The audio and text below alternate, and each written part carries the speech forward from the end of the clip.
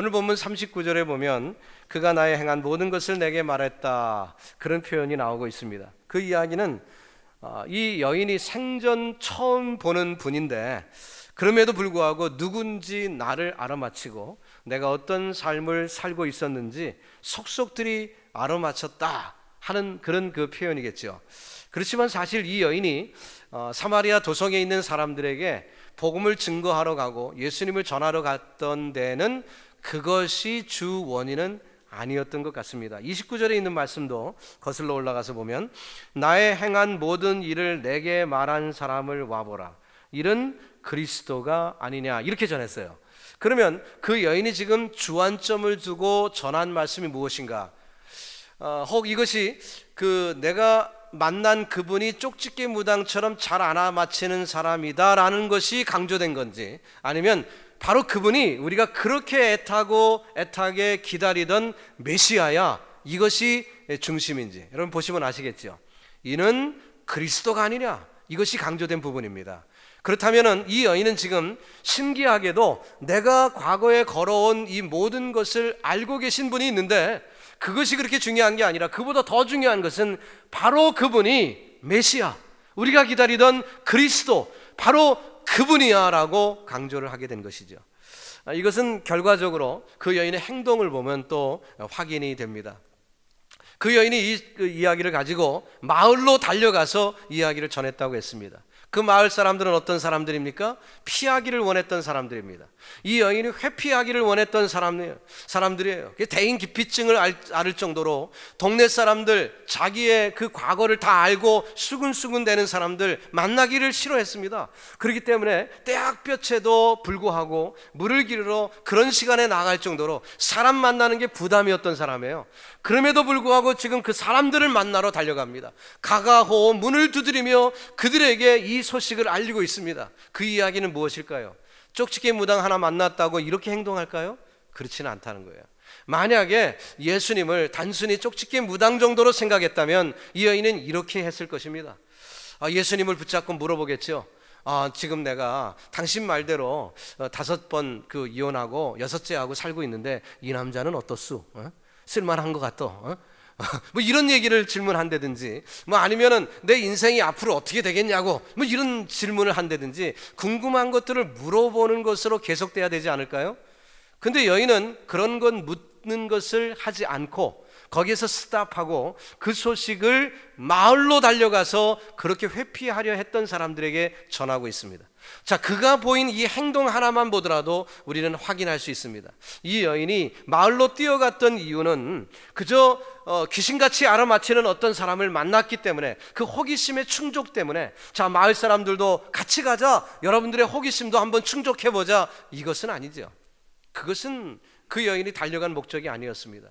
자기가 창피를 무릅쓰고 달려갔던 원인은 바로 그들도 이 메시아를 기다리고 있었기 때문에, 나 혼자만 메시아를 기다린 게 아니라 바로 내 동네 모든 사마리아 사람들, 그 혈통적으로 어려움을 당하기 때문에 천대받고 어려움을 당했던 우리 민족, 이 모든 사람이, 그 한 섞인 우리 민족이 바로 메시아를 기다리고 있었는데, 메시아를 만났으니 우리 메시아를 이 사람들이 다 필요로 하고 있다는 것을 생각해서 그렇게 달려갔던 건 아니겠습니까?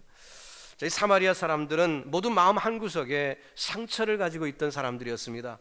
수백 년 동안 민족적인 서러움을 당하고 있었어요. 혼혈민이라 해서 낙인 찍힌 민족이었습니다. 그 부담을 안고 수백 년을 살아가고 있습니다. 바벨론으로 끌려갔던 유대인들이 한때 돌아왔던 적이 있었습니다. 그래서 성전을 재건하는 그런 일이 있었는데, 그때 이 사마리아 사람들이 같이 그것을 동역을 하겠다고 제안을 했어요. 그래서 우리도 한번 동참을 해서 그 성 짓는 일에 같이 동참을 하겠습니다. 그랬더니 유대인들이요, 냉혹하게 거절했습니다. 자격이 없다는 거예요. 거절을 해버렸어요. 그리 가슴이 미어지는 거죠. 우리말에 못 먹는 호박 찔러 넣어보자, 이런 표현이 있잖아요. 어차피 내게 아니니까 회박 놓고 싶은 심정, 뭐 그런 것 있지 않습니까? 바로 이 사마리아 사람들이 그런 심정이 됐어요. 그래서 우리가 같이 이 일을 못한다면 회방이나 놀아보자 해갖고 파사 나라에 고자질을 했습니다. 이 사람들이 지금 성을 재건해서 지금 왕국을 다시 세우려고 한다. 이렇게 해서 그 성전 짓는 것을 방해하려고 했던 그런 과거의 역사가 있어요. 정말로 천천지원수죠. 그런 가운데 그들이 살아가고 있습니다. 지금 그 어려움 속에 수백 년을 지나고 어디에도 회복될 기미가 보이지 않는 그런 삶. 그러나 그들이 알고 있는 것이 하나 있습니다. 그것은 메시아가 오시는데 그 메시아가 오시면 이 모든 것을 해결해 주실 것이다. 이런 믿음이 그 속에 있었어요. 그렇기 때문에 그들은 기다리고 기다렸는데 드디어 이 여인이 메시아를 만난 것입니다. 얼마나 기뻤을까요? 자기만 기쁜 게 아니라 자기 독립 사람들을 생각합니다. 자기 민족을 생각합니다. 이 모든 것이 회복될 날을 생각하니까 내가 그저 조금 창피당하는 것은 문제가 되지 않는 거예요. 달려갔습니다. 그래서 복음을 전한 거죠. 우리 한민족은 어떻습니까? 우리 한국 사람들도 우리 민족도 응어리가 있지요. 우리도 지독히 못 살았습니다. 정말 못 살았습니다. 나라가 약했습니다. 5천 년 동안 약한 나라였기 때문에 결국 강대국들에게 짓밟히는 것이 우리의 역사였습니다. 한국에 이번에 방문해 보니까요, 그 한국이 이제는 좀 잘 살게 되니까 박물관을 잘 해놨더라고요. 박물관을 곳곳에 세웠습니다. 천안 근처에 가니까 독립기념관이라는 박물관을 해놨는데 와, 워싱턴 DC보다 더 잘 해놨어요. 얼마나 잘 해놨는지 저는 시간이 없어서 다 돌지도 못하고 중간만 돌고 왔어요. 그런데 그 역사를 얼마나 잘 구현해 놓고 또 설명도 잘 해놓고 했는지 정말 감동을 했습니다. 서울에도 박물관 새롭게 생긴 게 얼마나 많은지, 근대사에 대한 것도 있고 역사 박물관, 박물관 이름도 굉장히 많습니다. 어쨌든 근데 그 모습을 이렇게 보면서 참 옛날에 저도 어렸을 때 보았던 그 판자촌 말이에요. 판자촌. 그리고 그 못 살 때 이렇게 있었던 그런 흔적들을 이렇게 보면서 말이죠. 아이고 저런 일이 있었는데, 그렇게 옛날 얘기로 지금 치부하고 있습니다만은 참 우리 민족은 과거에 참 못 살았어요. 그러니까 한도 많고 어려움도 많았습니다. 그때 이 복음이 전해졌죠. 우리에게 100여 년 전에 복음이 들어왔습니다. 그 힘들고 어려운 한말, 그러니까 나라가 빼앗기는 그 어려움 속에서 복음이 들어오니까 그 강단을 통해서 전해지는 말씀들은 주로 계시록 강해라든지 소망에 대한 이야기, 그런 얘기들이었습니다. 그러다 일제치하를 고통스럽게 당하고 또 해방이 되었지만 그러나 여전히 어려움 속에 있어요. 경제적으로도 몹시 어려우니 아픈 사람도 많았습니다. 그러니까 복음 중에 나타나는 이야기들은 주로 예수 믿으면 병 낫고 예수 믿으면 잘 살게 된다, 이런 기복적인 설교가 통하던 시절이 있었습니다. 하나님께서도 우리 민족의 불쌍함을 아시기 때문에 많은 기적을 베푸시고 교회마다, 강산마다, 기도원마다 기적의 역사가 일어났습니다. 그러니 많은 이들이 교회를 찾아오게 됐고 교회는 부흥을 했어요. 자, 지금 이 시점에, 교회가 많이 부흥한 이 시점에 우리가 성경을 우리 가슴에 얹고 한번 생각을 해봅시다. 양심적으로, 신앙 양심적으로 한번 생각해 봅시다. 우리가 병 낫고 잘 살게 되는 게 중요하지만 그게 교회의 궁극적인 목적입니까? 솔직히 말해서 아니잖아요. 아니잖아요. 잘 살게 되는 것 중요합니다. 병 걸렸으면 낫는 게 소망이지요. 그러나 그것이 교회의 궁극적인 목적은 아닙니다. 순간적으로 우리에게 필요한 요소입니다. 맞아요. 병이 걸렸으면 낫기를 바라는 것 당연한 거고 병 나면 좋은 것이죠. 또 하나님은 능력이 있으십니다. 그래서 우리에게 긍휼을 베푸실 때도 있습니다. 그러나 궁극적이라는 표현을 쓰면서 과연 가장 근본적인 중요한 것은 무엇일까? 교회를 통해, 말씀을 통해 깨달음을 갖고 확인되어야 되는 것은 죄 문제입니다. 죄가 드러나야 됩니다. 죄가 도려져야 되고 바로 그 죄 문제가 해결돼서 구원을 받아야 되죠. 그래서 교회는 이 죄를 지적하는 나팔이 되어야 할 줄로 믿습니다. 한국 교회는 교세는 커졌습니다. 십자가는 우뚝 섰습니다. 그러나 믿음이 성장하지를 못하고 있습니다. 초보적인 믿음, 처음 믿음, 첫 신앙에 머무르고 있어요. 이 사마리아 여인도 마찬가지입니다. 예수님을 그저 쪽집게 무당 정도로 수준으로 생각했다면 그 수준에 머무르고 말았을 것입니다. 동네 뛰어갈 이유가 없었어요. 그러나 이 여인이 동네에 뛰어갈 수 있었던 것은, 창피를 무릅쓰고 뛰어갈 수 있었던 것은, 비록 내가 창피를 당한다 할지라도, 비록 내가 어려움을 당한다 할지라도 저들이 구원을 받아야 되겠다, 저들이 해방을 받아야 되겠다, 내가 맛본 이 생수를 저들도 맛봐야 되겠다는 간절한 마음 가운데 나아간 것 아니겠습니까? 여러분, 교회는 구원의 방주가 되어야 하는 줄로 믿습니다. 세상의 수많은 더럽혀진 추악한 것들을 우리는 역청으로 그리스도의 보혈로 바르고 이 교회 안에 들어오지 못하도록 하면서 교회는 참된 진리가 선포되고 하나님의 나라가 건설되는 이 교회의 궁극적인 목적을 우리 교회가 이루어야 할 줄로 믿습니다. 한 20여 년 전에 보았던 영화 중에 여러분도 많이 보셨을 텐데 서편제라는 영화가 있습니다. 혹시 보신 분들 계시죠? 창소리에 대한 그런 민속적인 영화인데요. 내용을 다 얘기할 필요는 없고 창은 한이 섞여야 득음을 한다는 거예요. 그래서 이렇게 하는데 죄송합니다. 제가 득음을 못해서 제대로 흉내를 못 내는데요. 어쨌든 뭐 그렇게 하는데 이제 한이 있어야 이게 소리가 애처롭게 들리면서 이게 제대로 된다는 거예요. 근데 그 아버지가 딸에게 창을 가르치는데 이 아이가 한이 없으니까 이 소리를 득음을 못하는 거예요. 그래서 이 아버지가 창에 미친 사람이니까 그 딸에게 한을 주기 위해서 생짜로 눈을 멀게 합니다.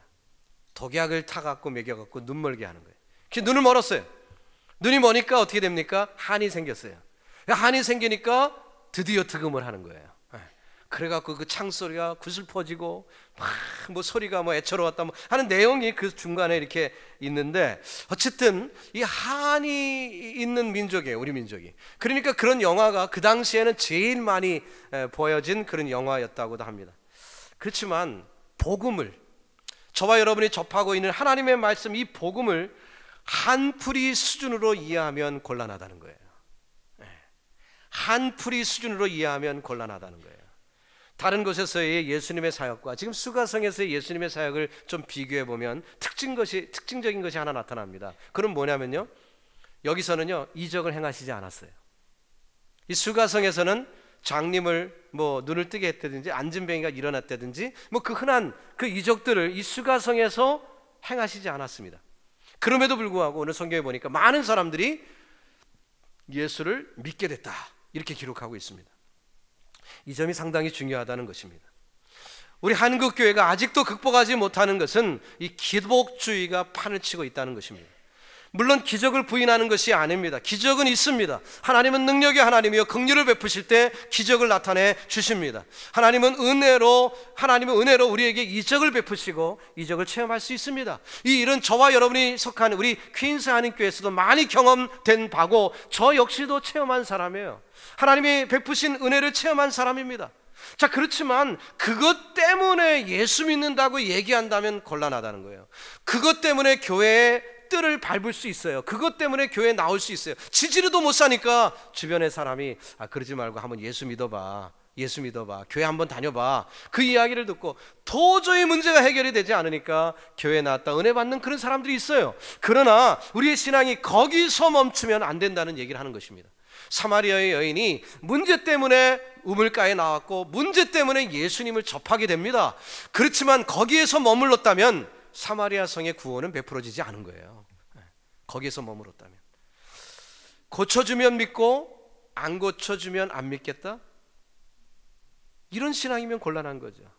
그건 성경이 말씀하는 올바른 신앙이 아닌 것입니다. 하나님은 저와 여러분을 사랑하는 줄로 믿습니다. 그렇기 때문에 우리가 질병 가운데 있거나 우리가 재물로 인하여 물질로 인하여 늘 고통하고 그것을 하나님이 원하실까요? 근본적으로 하나님이 원하시지 않을 거예요. 맞습니다. 하나님이 우리가 그래도 여유 있게 살고 건강하게 살기를 원하실 거예요. 그렇지만 동시에 우리가 그런 물질적인 것에 머무르지 않기를 원하신다는 거죠. 천국의 삶을 예비하셨기 때문에 일시적인 세상 것에 눈이 멀어서 거기에서 멈추기를 주님은 원하시지 않습니다. 우리의 믿음이 성장하기를 주님은 원하시죠. 우리의 믿음이 자라기를 원하시는 것입니다. 최소한 사마리아 성에는 별다른 이적이 없었음에도 불구하고 수많은 사람들이 주님 앞에 나왔습니다. 41절을 보면 아주 분명하게 말씀이 기록되어 있습니다. 다시 한번 봅니다. 예수의 말씀을 인하여, 무엇을 인하여요? 말씀을 인하여 믿는 자가 더욱 많아. 그러니까 예수님이 계속 쪽집게 무당 역할을 했기 때문에 많이 믿는 게 아니라 주님의 말씀을 인하여 믿는 자가 많아졌고 그 여자에게 말하되, 오히려 이제 믿음이 생긴 사람들이 그 여인에게 말합니다. 이제 우리가 믿는 것은 내 말을 인함이 아니라 무슨 얘기죠? 네가 조금 전에 얘기한 대로 예수님이 쪽집게야, 이 얘기 때문에 우리가 믿는 게 아니라 이는 우리가 친히 듣고, 뭘 들어요? 주의 말씀을 듣고 그가 참으로 세상의 구주신 줄, 메시아인 줄 알미니라 하였더라. 분명하게 라지칼리 성경이 우리에게 증거하고 있습니다. 그들은 말씀을 들었습니다. 그들은 말씀을 체험했습니다. 그들은 예수를 경험했습니다. 그렇기 때문에 달라진 거예요. 단순히 기적만을 원했다면, 그리고 그 여인이 전할 때 그 메시아라는 내용은 빼놓고 그저 마음의 관심이 기적에만 있었다면 예수님이 오셨을 때도 여전히 저는 어떻게 될까요? 나는 어떤 사람인지 알아맞혀 보세요, 이 일을 계속했겠죠. 그러나 성경을 보세요. 그렇지 않습니다. 그들은 변화됐습니다. 그들은 예수님을 만났습니다. 예수님을 체험했습니다. 목적이 달라졌기 때문에 그들의 관심사가 자기의 쪽집게 어떤 그런 것이 아니라 관심사가 저 하늘나라 복음, 예수 그리스도 생명의 말씀, 관심이 달라졌어요. 여러분과 저에게 그런 축복이 임하기를 주님의 이름으로 축원합니다. 하나님께서 천지 만물을 창조하셨습니다. 무엇으로 지으셨습니까? 말씀으로 지으셨습니다.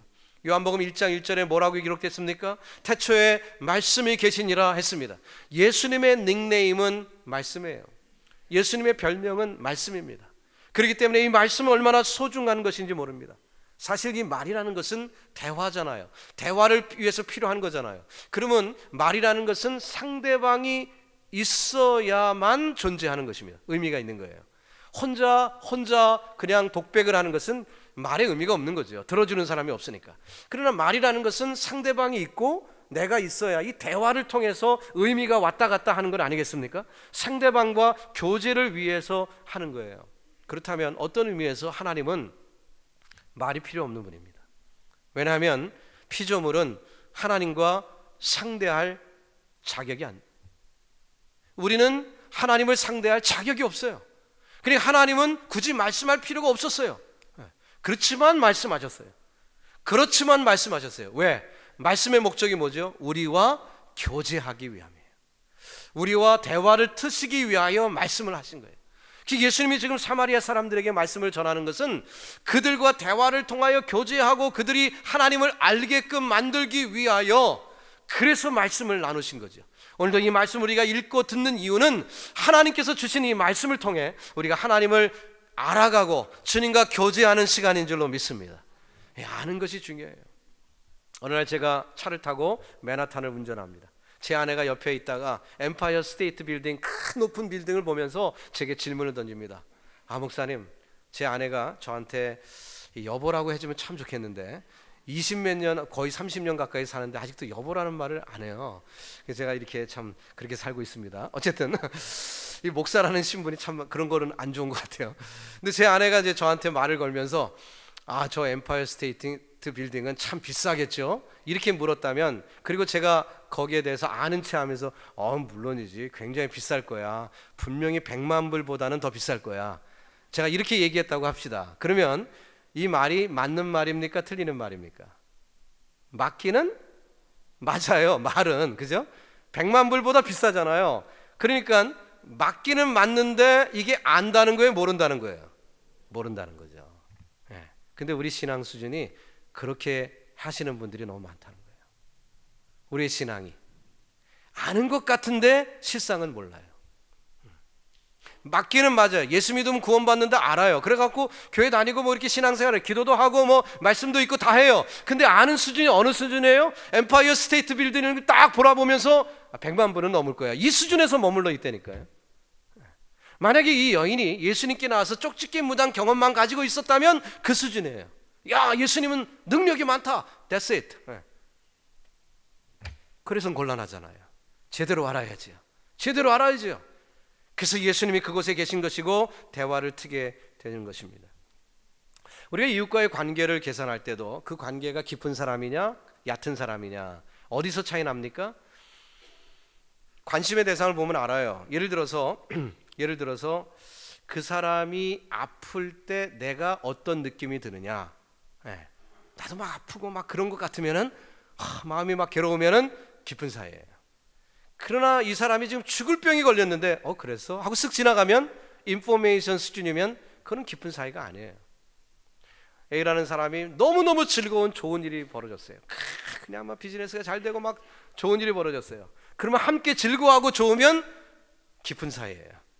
그런데 그것을 얘기를 듣고 배가 아파지기 시작해요. 그럼 이거는 가까운 사이가 아니에요. 예, 별로 좋은 사이가 아니에요. 예, 그렇죠? 예.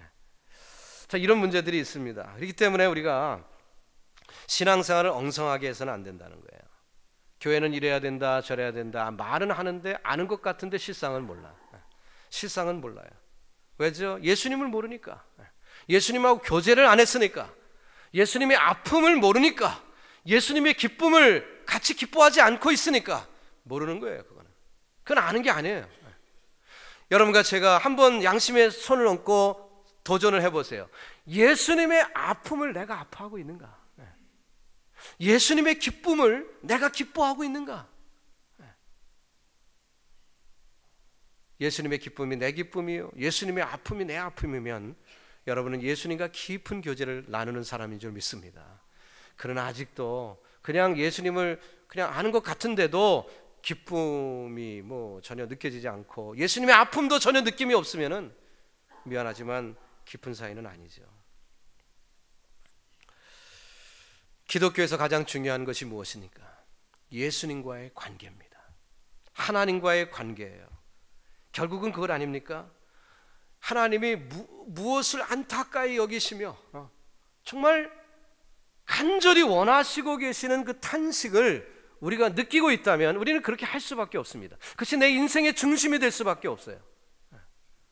예수님이 기뻐하시는 것이 무엇인지 분명히 알고 그 일을 하면서 나도 기뻐한다면 내 인생 팽개치고 그 일을 할 수 있어요.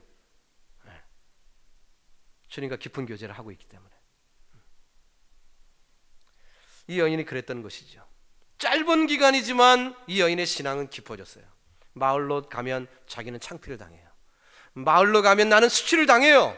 그러나 그것보다 예수님의 마음을 느꼈어요. 예수님의 간절한 마음을 느꼈어요. 저 성에 있는 수많은 사람들이 죽어가고 있는 그 모습을 보며 안타까이 여기는 그 예수님의 마음을 이 여인이 체험했어요. 그러니까 달려갈 수밖에 없는 거예요.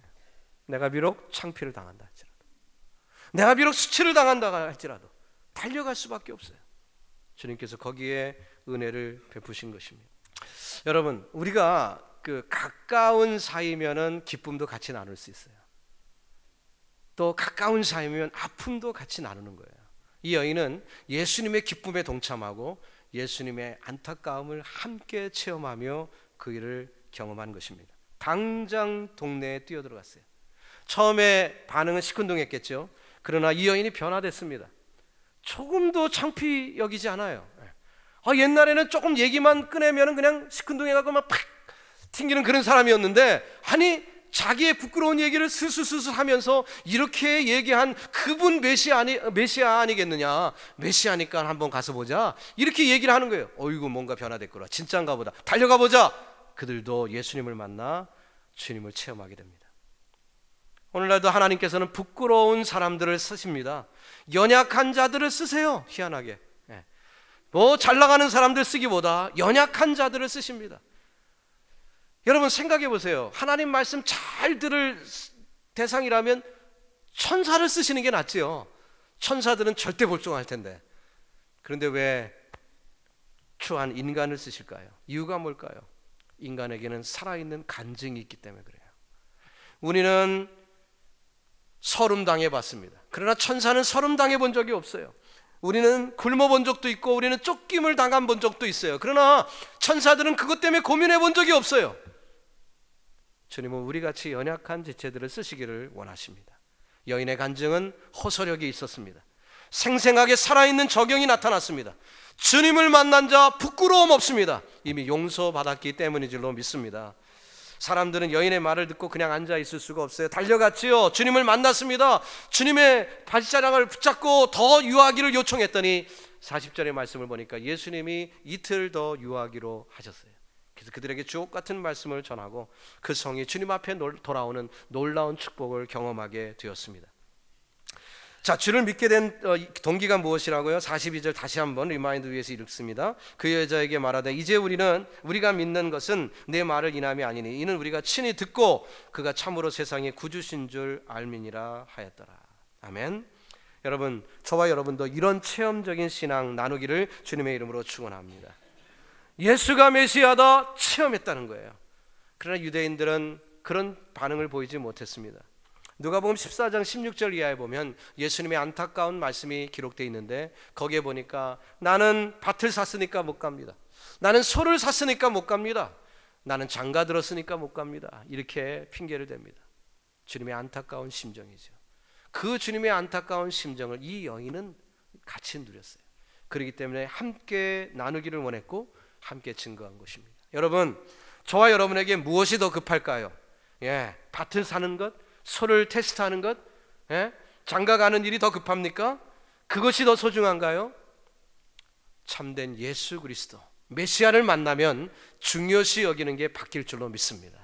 내가 창피한 것, 내 체면 아무 상관없어요. 아무 상관없어요. 사랑하는 성도 여러분, 최근에 여러분이 몹시 낮아지신 경험을 하신 적이 있습니까? 그냥 낮아지세요. 그냥 낮아지세요. 괜찮아요. 왜? 예수님도 십자가에 못 박이셨는데 괜찮아요. 천대 받아도 돼요. 오히려 교만하면 천국 못 갑니다.